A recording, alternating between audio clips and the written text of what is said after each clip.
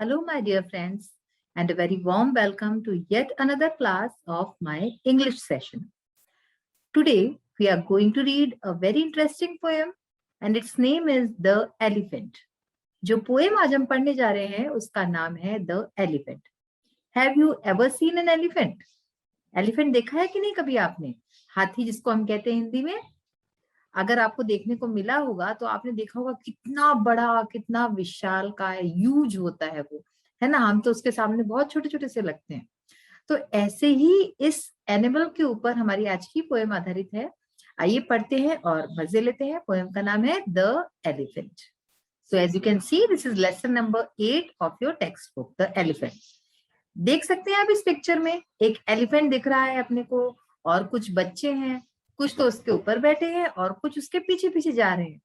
तो ऐसी मजेदार ये पिक्चर है. इसको देख के आपको भी, अगर आप कभी एलिफेंट के बैठे हैं या नहीं भी बैठे हैं, तो आपने कभी अगर उसको देखा हो तो आपको भी उसके पीछे पीछे जाने का मन हुआ होगा, आप गए भी होंगे. तो ऐसी ये पिक्चर है, इसको देख के बहुत मजा आ रहा है. आइए अब हम पोएम पढ़ते हैं. Here comes the elephant swaying along with his cargo of children, all singing a song. To the tinkle of laughter, he goes on his way, and his cargo of children have crowned him with May. His legs are in leather and padded his toes. He can root up an oak with a whisk of his nose. With a wave of his trunk and a turn of his chin, he can pull down a house or pick up a pin. Beneath his grey forehead, a little eye peers of what is he thinking between those wide ears. So this poem is written by Herbert Asquith. Herbert Asquith ने ये poem लिखी है. तो बच्चों, इस poem में अब क्या कह रहे हैं आइए देखते हैं. इस पोएम में ये बताया जा रहा है कि एक एलिफेंट है जो कि जा रहा है मस्ती से और झूमते हुए जा रहा है, और कैसे उसके पीछे पीछे जो है कार्गो ऑफ चिल्ड्रन, यानी बच्चों का एक पूरा काफिला जा रहा है. बच्चे उसके साथ जा रहे हैं पीछे पीछे, और किस तरह से जो है सब खुश हैं. एलिफेंट भी बहुत खुश है, and children are also very happy. बच्चों ने उसको एक क्राउन यानी कि एक ताज पहनाया हुआ है फूलों का, ठीक है ना, फूलों का ताज पहनाया हुआ है. फिर उसके पैरों की बात हो रही है कि पैर कैसे उसके इतने बड़े बड़े पैर है, लेदर जैसे पैर है. टोज उसके किस तरह से गद्दीदार टोज है. टोज यानी क्या होता है? पैरों की जो उंगलियां हैं. और फिर किस तरह से वो अपनी सूंड जो होती है, सूंड से वो क्या क्या नहीं कर सकता. सूंड से वो पेड़ उखाड़ सकता है, और जो है घर को उखाड़ के फेंक सकता है, और एक सुई भी उठा सकता है. ठीक है. फिर वो क्या सोचता है अपने छोटी छोटी सी जो उसकी आंख है उससे वो क्या सोचता है, ये इस तरह की बातें इस पोएम में कही गई हैं. तो आइए हम पढ़ते हैं अब लाइन टू लाइन और इसका मीनिंग समझते हैं. Here comes the elephant swaying along. ये देखो, ये आया एलिफेंट, ये आया हाथी झूमते हुए.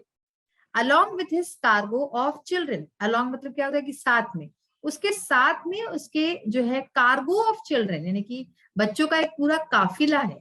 काफिला मतलब समझते हैं, जैसे कि इसमें दिखा रहे एक जैसा झुंड है, बच्चों का झुंड भी उसके साथ पीछे पीछे चल रहा है. मतलब वो झूमते आ रहा है और उसके साथ उसके पीछे बच्चे भी झूमते हुए साथ साथ चल रहे हैं. All singing a song. और सब लोग एक गाना गाते हुए जा रहे हैं.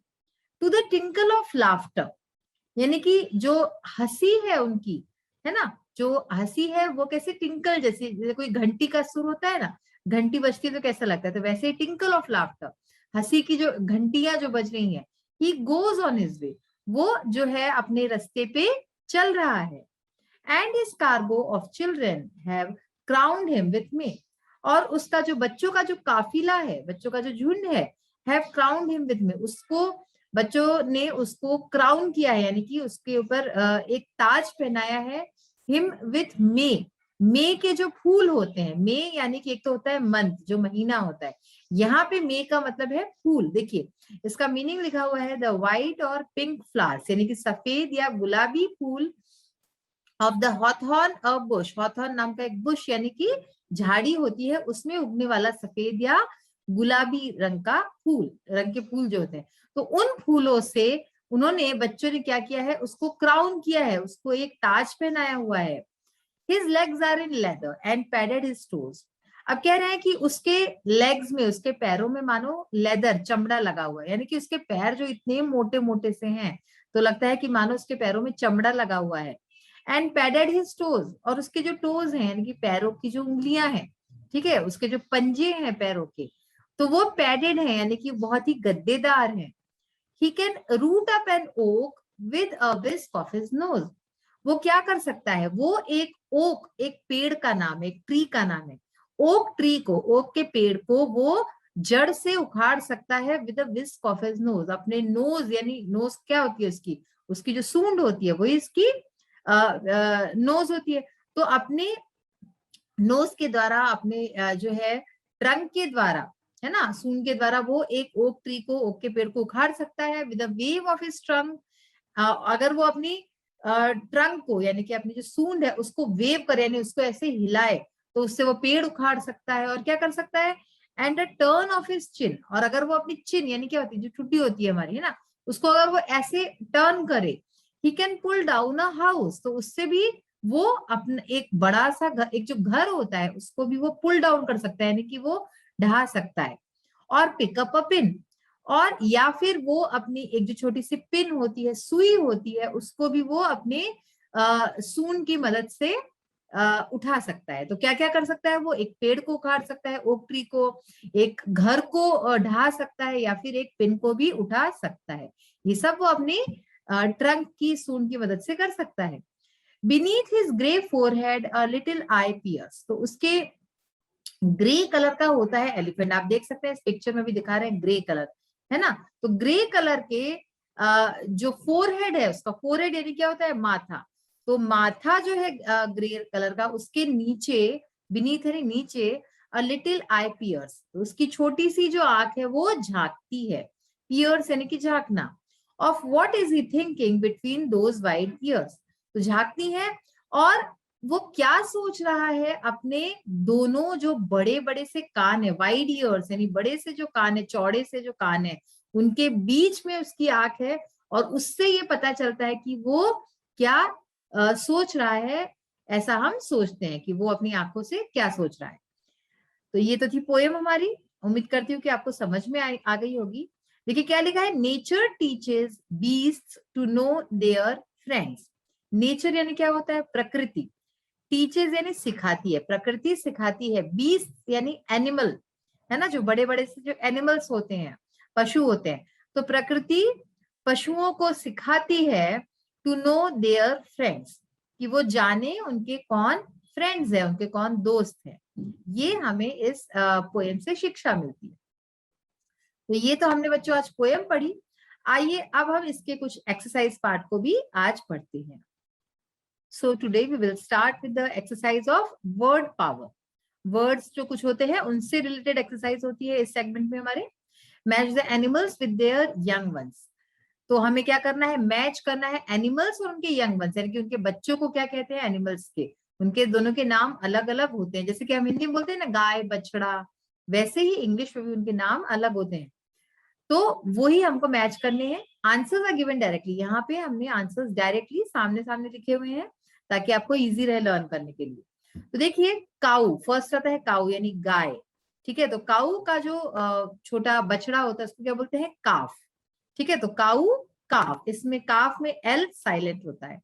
शीप लैम, ओके, शीप यानी क्या होता है, भेड़ होती है जो, तो उसका जो बच्चा होता है उसको लैम बोलते हैं। हैन चिक यानी कि जो मुर्गी होती है हैन, उसका जो चूजा होता है उसको चिक बोलते हैं। हॉर्स फोल, घोड़ा जो होता है उसके बच्चे को फोल बोलते हैं। डक डकलिंग, इसी तरह से डक यानी बत्तख, उसके बच्चे को डकलिंग कहते हैं। एंड पिग पिगलेट, पिग यानी सुअर, उसके जो बेबी होता है उसको पिगलेट बोलते हैं। एक बार फिर से रिपीट करते हैं, काऊ काफ, शीप लैम, हैन चिक, हॉर्स फोल, डक डकलिंग, पिग पिगलेट। तो ये हो गए एनिमल्स और उनके यंग वंस। अब आइए देखते हैं comprehension questions. Answer the following question. देखिए फर्स्ट क्वेश्चन है इसमें, हाउ डज द एलिफेंट कम, हाथी कैसे आता है, किस तरह से आता है। द एलिफेंट कम्स स्वेइंग, हाथी जो है वो झूमते हुए आता है, स्वेइंग करना यानी कि झूमना, झूमते हुए आता है। What is the cargo of the elephant? Elephant का कार्गो क्या है, यानी कि उसके साथ कौन झुंड में आ रहा है, समूह में आ रहा है? The cargo of the elephant is the children on it.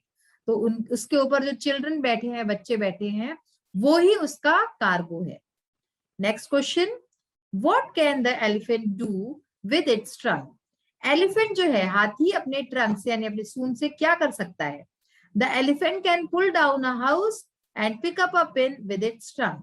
तो एलिफेंट जो है, हाथी अपनी सूंड से एक घर ढहा सकता है, उसको उखाड़ सकता है, और एक छोटी सी जो पिन होती है, सुई होती है, उसको उठा सकता है अपने सूंड की मदद से।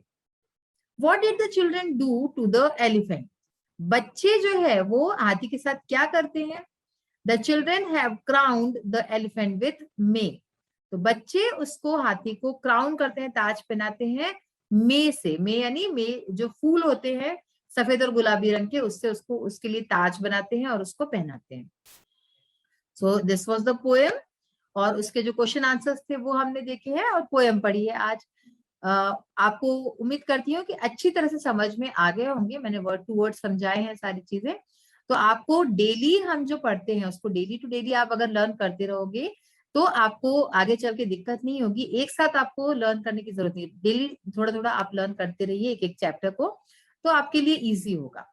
तो अब बच्चों आपसे इजाजत चाहती हूँ, अगले सेशन में फिर से मिलेंगे। तब तक के लिए bye, have a nice day, thank you and take care of yourself.